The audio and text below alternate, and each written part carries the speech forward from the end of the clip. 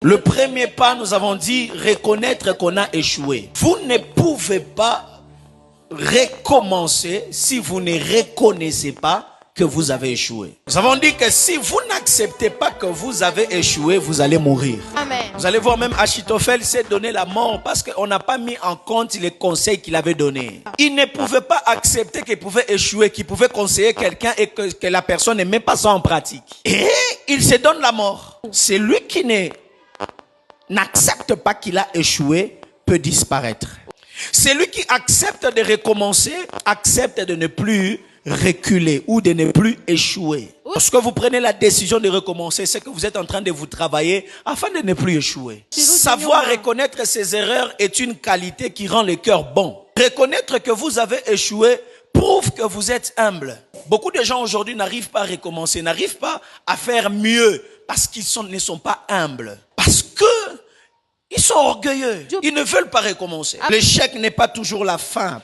Parfois, c'est une leçon qui te prépare à une nouvelle saison. Échouer n'est pas un péché. Échouer n'est pas une fatalité. Reconnaître son échec n'est pas mourir, mais c'est commencer à guérir. Si aujourd'hui tu ne guéris pas, c'est parce que tu ne reconnais pas que tu as ta part des responsabilités. Deuxième de choses, nous avons dit, le deuxième pas à faire, c'est le sacrifice. Faire un effort.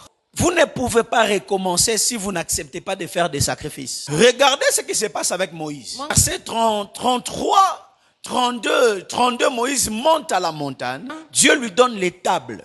Il descend, le verset 33, il descend avec les tables. Et quand il descend, il trouve que le peuple avait déjà fait des idoles pour adorer. Et Moïse va briser les tables de la loi. Remarquez avec moi, ce sont les tables que Dieu lui-même avait taillées. Les tables que Dieu lui-même avait écrites dessus, qu'il avait données à Moïse. Et le verset 34, Dieu dit à Moïse, taille toi-même les tables. Ce que tu as reçu par grâce et que tu l'as perdu, il te faut des efforts pour le récupérer. Tu avais reçu une onction, non pas par tes gènes, non pas par tes genoux, mais par la grâce. Tu l'as perdu. Là, tu dois t'agenouiller. Là, tu dois donner des sacrifices. Tu dois prier pour avoir ce que tu avais perdu par grâce. Plusieurs pensent que la manière dont il avait reçu ce que Dieu lui avait donné, il a fait des erreurs, il a perdu et Dieu redonnera encore de la même manière. Non, tu dois te sacrifier. Tu dois faire des efforts.